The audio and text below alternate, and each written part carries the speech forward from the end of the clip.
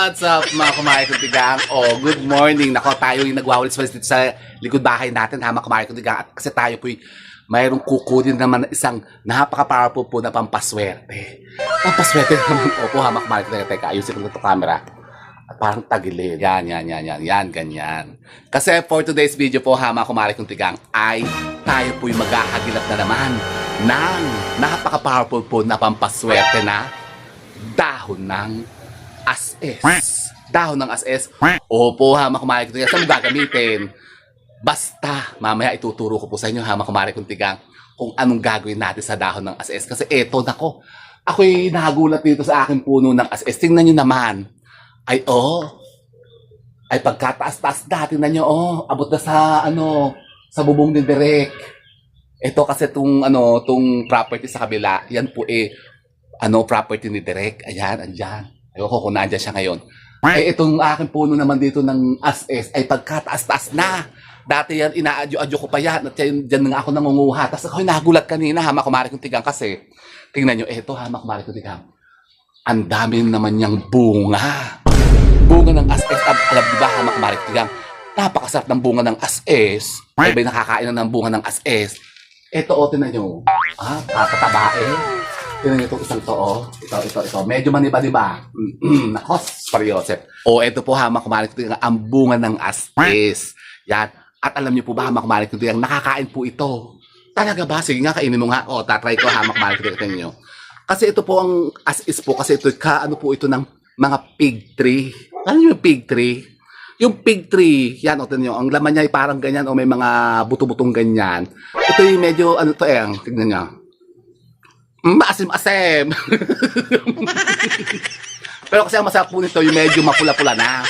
Yung kasi ang masarap niya, ang sarap po, parang siyang maasim-asim siya ng konti ng medyo parang yung yung balahi-balahibo sa loob, tinan niyo, Ako, bakit kinakain mo yan? Bakit matikbak dyan? Hindi naman hindi naman po kasi talaga ito po yung nakakain. Pansin ninyo mga ibon. Kapag ang mga ibon po mga tigang, kinakain po ang mga bunga, pwede kainin niya ng tao.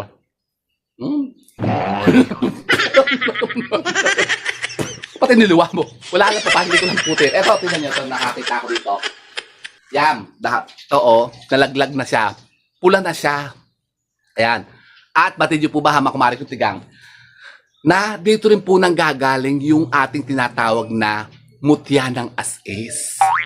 Paano ba nakahanap yung mutya ng as-is? Dito nga po, yan. Halimbawa kayo po nakakita nga ng puno ng ng as-is. Ito ang puno ng as-is, sama kumari kong tigang. Alam niyo po ba, yung mga bunga niya, yun po ang nagiging mutya na kapag sa katagalan ng panahon, siya po ay parang tumitigas at yan po, hindi po yan madaling madudurog. Titigas siya na napakatigas, parang bato. At pagkain po ang nahanap po ninyo, yun po yung mutya. Pero bihira lang po yun. Bihira lang po talaga makakuha ng ganyan. At meron po isang partikular po na puno ng as-is na nakakakuha ng ganun. Nakukuha na ng ganun, makumalik. Pero itong klase po ng, napakarami ng bunga. Sarap. Yan, tinan nyo naman, kadami-dami ng bunga, tinan nyo naman. Ayan, nakita niyo ba mga bunga? Ayan, langkay-langkay Ayan, pipitasin ko. Talagang pagka medyo mamula-mula na, kukunin ko, tapos lalagyan ko ng asin. Pagkasarap-sarap naman. Kumain kayo ng ganyan kasi alam niyo, masustansya. Mataas siya sa magnesium. Ang dahon ng as-is. May mga kain pa dito ni Magdalena Kaya ako kanina, walis ng walis dito. Kasi dito pala ang ginagawang, kubeta ni Magdalena, yung aming bagong asong na napakulit yung alaga namin ngayon. Tuta ay dito pala naebak. Tapos Mariosep. So ito, tayo nga kasi ngayon kukuha nga ng mga dahon ng as-is kasi ngayon po gagawa naman po tayo nung ating pang-insenso. Pang-insenso, yung pampausok natin kasi alam niyo po ba na isang sangkap po yan ang dahon ng as-is. So sa ating mga ginagamit na mga pampausok o yung pang-insenso, yung pang-smudging ritual po natin. Katulad po nito. Puputulin ko ha. Yan. Kaya ako may dalang cutter Ako putan ng puto dito sabay ako may nakikita ang mga tuyo-tuyo ngayon. Kaya kanina winawalis ko nga ito itong aking itong aking tea plant. Winawalis ko, tinatanggalan ko ng mga dilaw-dilaw na dahon. So ayan, Ayan, tingnan nyo, may bunga siya. Tingnan nyo, nakita yung bunga. Yan po yun. Pero magugulat kayo sa puno ng as-is. Namumunga siya pero hindi kayo nakakita ng bulaklak, hindi ba? Oh, di ba? Napakapambihira. Kasi yan po basta-basta na lamang pong namumunga, lumalabas ang bungan law ng walang bulaklak. Pero, batid nyo po ba, hama kumari kung tingnan, na kapag kayo naman po nakakita po ng mga puno ng as-is at yan po ay may mga bulaklak. Yung may bulaklak talaga, yung nagbubloom ang bulaklak. Puti ang bulaklak niyan, hama kumari kung tingnan. Kunin nyo yan, yung bulaklak mismo. Yan po ibalutin nyo po sa isang telang pula, tapos gawin nyo po yan lucky charm sa mga pitaka po ninyo.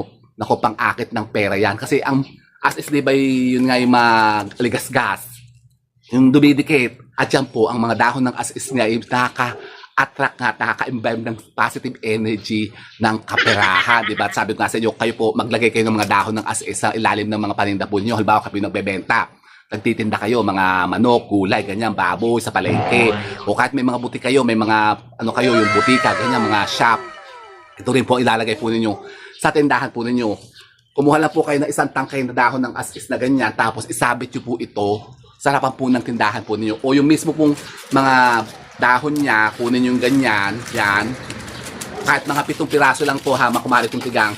Ito po ang isasapin po ninyo doon sa mga paninda po ninyo. Halimbawa, kayo nagtitinda ng kung ano-ano, mga kakanin, yung mga gulay, isda, ganyan, mga balot. Okay, balot? Opo, kasi alam niyo po ba, meron akong kilala, si Manong na binibilhan namin ng balot. Lagi siyang naglalagay nito sa basket niya ng balot. At alam niyo, nako, wala pang mga alas 7, alas 8 ng gabi, ubos na agad yung balot niya. Hindi niya kailangan maglibot-libot yung balot, gumagano. May pwesto lang po siya doon. Kung talaga ang bilis-bilis maubos, lalabas na siya ng alas 5 ng hapon, alas 7 pa lang ay ubos na yung kanyang balot. Oo, napakarami noon. Kasi gawa nga ng dahon ng as-is. Tapos yun naman pong suki ko naman po sa may Olivares, nagbebenta naman siya ng suman.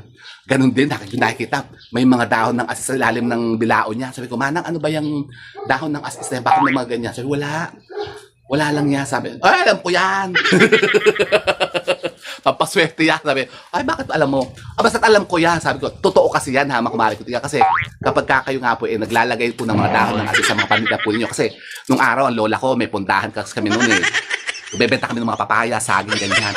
Tapos yung mga takwan, gano'n, mga prutas. Pundahan ang tawag daw sa gano'n, yung nagbebenta ka sa gilid-gilid ng kalsada. Tapos, prutas lang talagang tinda mo. Tapos, ang lola ko yung apron niya. Yung, alam niyo yung apron, yung nung araw yung ginagamit na lalagyan ng pera. Alam niyo, pag ako yung gusto kong mangupit, yung sasampay niya yung kanyang apron doon sa likod ng pinto, ay di kakapa ko, kuha ko ng mga 2 piso, ganyan. Abang nakakapa ko, alam niyo po, ito. Dahon ng as-is. Sasabi ko, Lola, bakit ba ang daming dahon ng as-is sa ano mo? Kati-kati niya na. Huwag pakialam niyan. Nangungupit ka naman dyan, sabi sa Lola. Alam na niya na ako yung nangungupit ng 2 piso. Kasi nung araw, di ba, yung 2 piso, yung kulay blue, yung papel pa, dahon, yung parang papel baga ang 2 piso nung araw. Meron parang naabutan ba yun? Parang napakatanda ko naman eh. Naabutan ko talaga yung 2 pisong papel. Mas Joseph. So eto, hama kumarin ko tigang. Ito po, pwede po natin gamitin itong pang smudging ritual. Kahit po yung mga ganyan, yan, yung mga winalis ko kanina. Yung mga tuyo-tuyo, teka ito, pakita ko sa inyo ha. Ito, yung mga tuyo ng dahon ng as-is. Ito, pwede nyo na po itong kolektahin. Kunin nyo po, may puno kayong ganyan, hindi nyo kailangan umakyat sa taas. Ito po yung mga nalalaglag. Kunin nyo po ito. Tapos ito na rin po ang isasangka po ninyo. Kasama po ng iba pa nating mga dahon ng mga pampaswerte at yung mga pangontra. Yan, ano ba yung mga yan? Yung una po dyan ha, yung tiw-tiw ng bawang. Yung balat ng bawang yun. Tapos yung mga dahon ng laurel, dahon ng sambong, dahon ng oregano, tapos dahon ng atis. Pwede po yung dahon ng langka. Tapos yung mga luyang itim kung meron kayo niyan. Magsasama kayo niyan sa dahon ng as-is. Tapos yan po ay ibibilot lang po ninyo. Kasi ako may ginagawa po talaga ako sa dito na special na pang smudging ritual. Hindi ko na po nagagawa kasi kurang ko lang po ng mga sangkap. Wala na kasi po ito yung mga puno ng sambong. Kasi dati ang dami kong tanim dito na puno ng sambong sa likod bahay. Nangamatay. Natuba na, nalunod. Ngayon di kulang na. Marami akong oregano, marami ako ditong yung luyang itim, tsaka dahon ng atis, tsaka ito dahon ng as-is. Kaya lang kulang nga akong sambong. Ang mahal-mahal naman ng sambong ha, pagka bibili kayo. Kaya gusto ko nga ulit magtanim ng ng sambong. Kayo may maraming sambong dyan sa bahay nyo. Padalhan nyo nga ako dito. Nako po. Tapos yan po ay bibilutin nyo lang, sama-sama na po yan. Tapos lagyan nyo po yan ng insenso. At yun po ang napaka-powerful po natin na magiging pang-smudging ritual sa bahay natin. Pampausok natin yan tuwing araw ng Biyernes. O kung halimbawa ka may nararamdaman ng mga negativities yan sa bahay nyo. Ganon. Opo, hamak malik ko subukan nyo yan. Kasi alam nyo po ba ang mga dahon ng asa isa-isang napaka-powerful po na dahon na nakakahikayat ng kapositibuhan, kaswertihan, hamak malik ko kaya gumamit kayo nito. At tayo ngayon, hamak malik ko available po sa atin ang mutya ng as-is. Talaga ba? Opo, hamak malik ko sa mga ibig po na makaatikha ng mga mutya ng as-is. Na, nako, bihirang-bihira lang pong talagang makuha. Hindi basta-basta nakukuha yan. Tayo meron pong mga hunter na antingero na nakukuha niyan, naghahanap niyan, hamak malik ko ng mutya ng as-is. Pwede po kayo mag-place ng order po ninyo sa akin.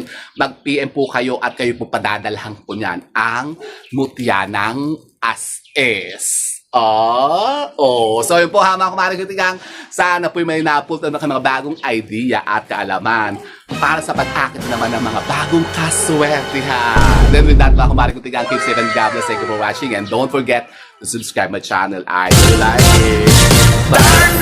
Darno! Nako, ano kaya? Ipaputol ko na kaya itong puno na ito. Kataas-taas na eh. Ang taas na, tingnan nyo naman. Naku po. O siya. Sige, at ako'y pupunta po nasa palengke. At ako'y gusto ko magluto ng kare-kare eh. Siya, sige na, mga kumain ko digang, bye. Tignan nyo, kataas-taas na ng puno ng as-es. Leche eh. Nako.